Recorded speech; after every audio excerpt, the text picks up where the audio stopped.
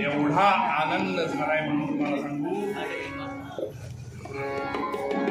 सगळ्या आया बाया जमाव्यात आणि या बाळाला न्हाणी घालावी बरं का.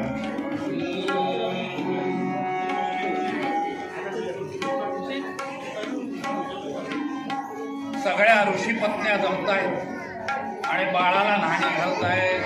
न्हाणी न्हाणी